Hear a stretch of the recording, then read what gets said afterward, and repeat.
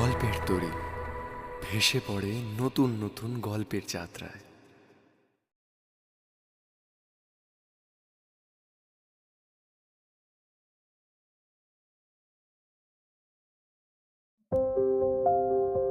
নমস্কার, আমি সৌপর্ণ, গল্পের তরীর একজন মাল্লা। আজ আপনাদের শোনাবো আলোর দিশা। গল্পটি সোশ্যাল মিডিয়া থেকে সংগৃহীত। গল্পের লেখক বা লেখিকার পরিচয় আমরা জানতে পারিনি। আমাদের একান্ত অনুরোধ, যদি আমাদের এই নিবেদন তার কাছ অব্দি পৌঁছয় তাহলে তিনি আমাদের যোগাযোগ করতে পারেন galpertori@gmail.com এ। সমাজের চারিদিকে অন্ধকার ছেয়ে গেছে। অন্ধকার অধিকার করে রেখেছে আমাদের মনকেও। মনের অন্ধকার কাটিয়ে বাঁচার আলো খুঁজতেই চিরন্তন একে অপরের সাথে লড়াই করে চলেছি আমরা। কিন্তু আদতে কিভাবে পাওয়া যাবে আলোর দিশা, সেই সন্ধানই দেবে এই গল্প। চলুন তাহলে শুরু করা যাক আজকের গল্প, আলোর দিশা।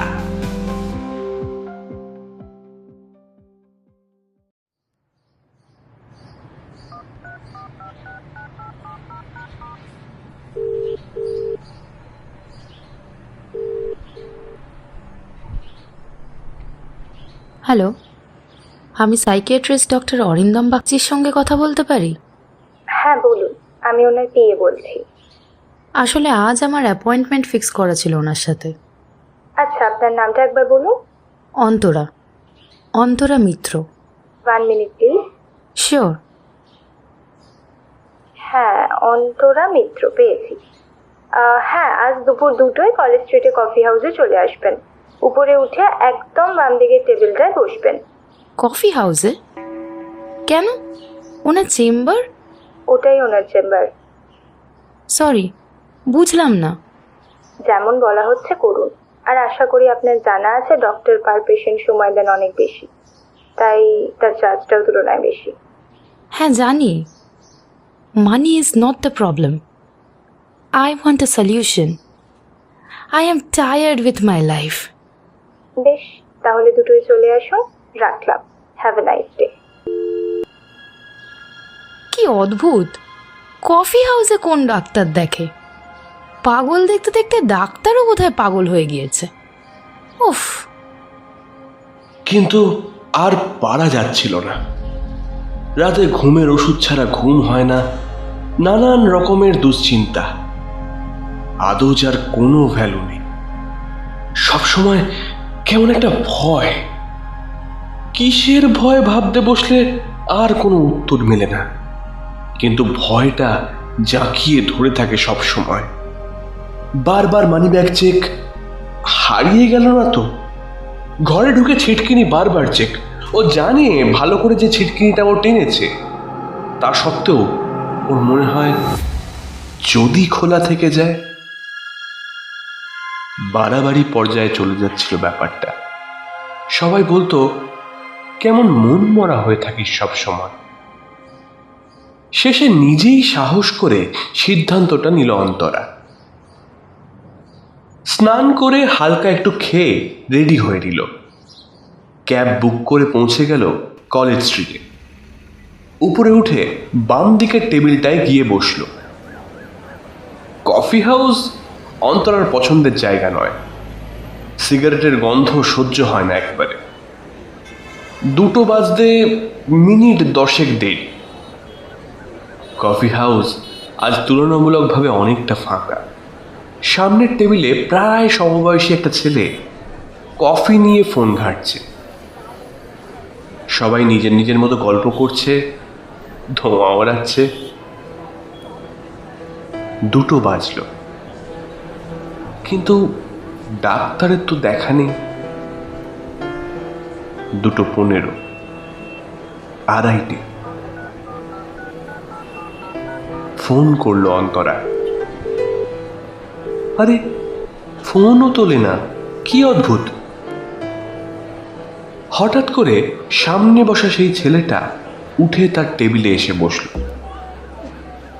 এক্সকিউজ মি, আপনাকে অনেকক্ষণ ধরে দেখছি। আপনাকে কি ডক্টর বাগচি এখানে আসতে বলেছেন? বিস্মিত হয় অন্তরা। আপনি কি করে জানলেন? আমারও তো সেম কেস। এদিকে ফোনও ধরছেন না। কি যে বাজে ঝামেলায় পড়লাম। দেখি আর আধ ঘন্টা মতো। মনে তো হয় না আর আসবেন। দেখা যাক। অল্প বিস্তর কথা হলো। অন্তরা ভীষণ ইন্ট্রোভার্ট, অচেনা লোকের সঙ্গে একদম কথা বলতে পারে না। তাও ছেলেটার সঙ্গে অনেক কথা বলল। ছেলেটা কিন্তু ভীষণ মজাদার, কথায় কথায় হাসে। মনে হচ্ছিল না যে এর কোনো মানসিক রোগ থাকতে পারে। তবুও বাইরে থেকে কি আর সব বোঝা যায়? 3টে বাজল। না, এবার উঠতে হয়। আচ্ছা, আপনার প্ল্যান কি আজ? কোনো প্ল্যান নেই। ডক্টর তো অনেক সময় নিয়ে দেখেন শুনেছিলাম, তাই আর কোনো প্ল্যান রাখিনি। আমিও তো তাই। আচ্ছা, আপনি তো বললেন কলকাতা তেমন চেনেন না। চলুন আপনাকে কলকাতা চেনাই। কিভাবে শুনি? প্রথমেই যাব কাছেই পুঁটিরামে, কড়াইশুটির কচুরি আর রাবড়ি দিয়ে টিফিন। তারপরে মেট্রো করে ময়দান, শীতের কুয়াশা ঘেরা ময়দান, ভীষণ মায়াবী। তারপরে না হয় হলুদ ট্যাক্সি করে কাছেই প্রিন্সেপ ঘাট, সেখানে নৌকা করে সূর্যাস্ত। আহা, জমে একেবারে ক্ষীর হয়ে যাবে, কি বলেন? ঢোক কিনল অন্তরা। এরকম পাগলের মতো ও বাঁচত এককালে, তারপর কবে যে বাঁচতে ভুলে গেল কে জানে। আরে ছেলেটার নামটাই তো জানা হয়নি। শুভব্রত। লোক প্যার সে হামে শুভ বুলাতে হ্যাঁ। আচ্ছা, এবার বলুন যাবেন কি না? এরকম অফার কিন্তু অ্যামাজনেও পাবেন না। আর একটা রিকোয়েস্ট, প্লিজ আপনি করে বলবেন না, আর অতটাও বুড়ো হয়ে যায়নি এখনো। না বলতে গিয়েও কখন হ্যাঁ বলে ফেলল অন্তরা। নিজের ভেতরের বন্য প্রাণীরা বহুদিন পর লাগাম খোলার সুযোগ পেয়ে নাচানাচি জুড়ে দিয়েছে। ওরা পুটিরামে খেল, ময়দানের বিকেলে রোদ মাখল। এবার গন্তব্য প্রিন্সেপ ঘাট। আচ্ছা, একটা জোক শুনবে? রঞ্জু আর হাবলুর মধ্যে কথা হচ্ছে। রঞ্জু বলছে, জানিস আজ স্কুলে আসতে আমি 5 টাকা বাঁচিয়েছি। হাবলু বলল, কিভাবে? আজ বাসের একদম পিছনে দৌড়ে দৌড়ে এসেছি। যদি বাসের ভেতরে উঠে বসতাম তাহলে পাক্কা 5 টাকা দিয়ে দিতে হতো। হাবলু বলল, ইস তুই যা গাধা না, 5 টাকা বাঁচালাম, এতে গাধা বলার কি আছে? আরে বেটা, বাসের পেছনে না দৌড়ে যদি ট্যাক্সির পেছনে দৌড়তিস তাহলে কত টাকা বাঁচতো বল একবার? একদম 100 টাকা বেঁচে যেত। তো তুই গাধা ছাড়া আর কি?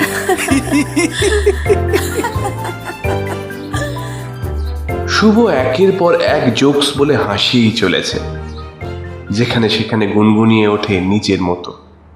মুসাফির হুঁ ইয়ারো, না ঘর হ্যায় না ঠিকানা, মুঝে চলতে জানা হ্যায়, বস চলতে।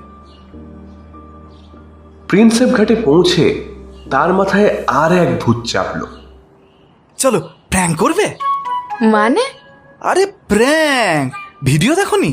হ্যাঁ, সেই দেখেছি খান কতক, কিন্তু এখানে? হ্যাঁ এখানেই। শোনো প্ল্যানটা।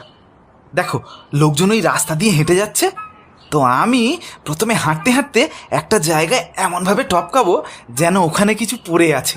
আসলে তো কিচ্ছুই নেই, কিন্তু ভান করব। তুমিও এক্স্যাক্টলি একই জিনিস করবে। 3 নম্বরে যে পার করবে তার রিয়াকশন কি হয় আমরা দেখব। যথারীতি তাই হলো। প্রথমে শুভ করলো, দেখা দেখি অন্তরা। ওদের পরে আসছিল একটা ছেলে, হাতে ক্যামেরা। সেও দেখা দেখি ওইটুকু জায়গা লাফ দিয়ে পার হলো, কিন্তু ঘুরে কিছুই দেখতে পেল না।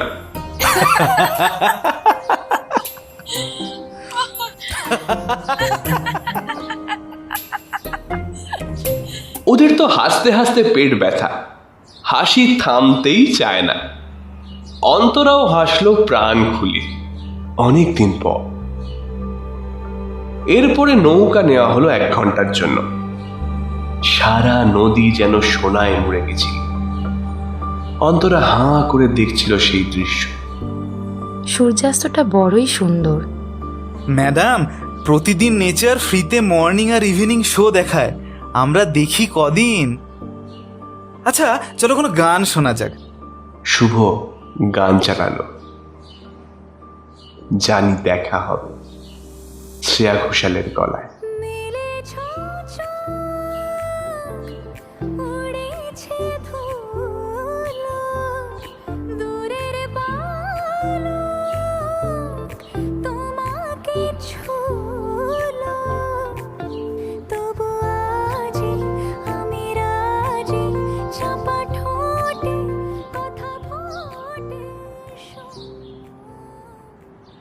অন্তরা ভাবছিল কি করে এতদিন এত কাছে থাকা সত্ত্বেও এত সুন্দর সন্ধ্যাগুলো ও মিস করতে পারে। উঠতে ইচ্ছে করছিল না, কিন্তু সময় হয়ে এসেছে। ম্যাডাম জি, আমাদের জীবনে এত টেনশন, এত দুশ্চিন্তা কেন জানো? আমরা এই মুহূর্তে না বেঁচে ফিউচারে বাঁচতে যাই, which you obviously can't do. ফলে এইসব আসে। যে আজকের দিনটায় বাঁচে তার টেনশন করার সময় কোথায়? লিভ ম্যাডাম লিভ, মরার আগে বেঁচে নাও, বুঝলে? অন্তরা তখনও ঘোরে। অনেক দিন পর একটা সত্যিকারের ভালো দিন কাটালো। রাত হয়েছে, ক্যাব বুক করলো। আসার আগে শুভকে নিজের নাম্বার দিল।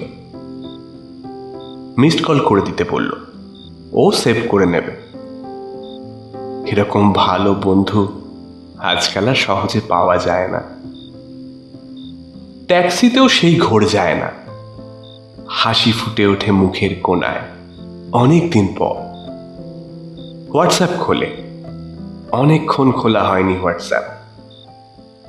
দেখে ডক্টরের পিএর মেসেজ। অ্যাকাউন্ট নাম্বার দিয়ে দেওয়া হয়েছে যাতে ভিজিট অ্যামাউন্টটা পাঠিয়ে দিতে পারে। দেখেই মাথাটা গরম হয়ে গেল। How careless and arrogant. Phone করে ও ঝাঁঝালো গলায় বলে, কিসের ফিস? হ্যাঁ, ডক্টর তো আসেইনি। কি বলছেন ম্যাডাম? সারাদিন তো আপনার সঙ্গেই ছিলেন ডক্টর। ইয়ার্কি মারার আর জায়গা পান না, না? যত সব। কাইন্ডলি ভিজিটটা পাঠিয়ে দেবেন ম্যাডাম, থ্যাংক ইউ। ফোন কেটে দিল ডক্টরের পিএ। কি আস্পর্ধা! এমন সময় একটা মিসড কল এলো আননোন নাম্বার থেকে। আবার হাসি ফুটে উঠল অন্তরার মুখে। নিশ্চয়ই এটা শুভর নাম্বার। সত্যিই তো, ডাক্তার আজ এলেন না বলেই তো এত সুন্দর একটা দিন কাটাতে পারলো অন্তরা। নতুন করে আবার ফিরে পেল পাগলামি করার শক্তি। শুভর নাম্বারটা সেভ না করেই ওর নাম্বারের হোয়াটসঅ্যাপটা খোলে অন্তরা মেসেজ করার জন্য। দেখে নিচে ছোট্ট হরফে জল জল করছে একটা নাম, ডক্টর অরিন্দম বাগচি। আর প্রোফাইল পিকচারে একটা বিখ্যাত লাইন, অন্ধকার কখনো অন্ধকার নেভাতে পারে না, শুধু আলোই পারে।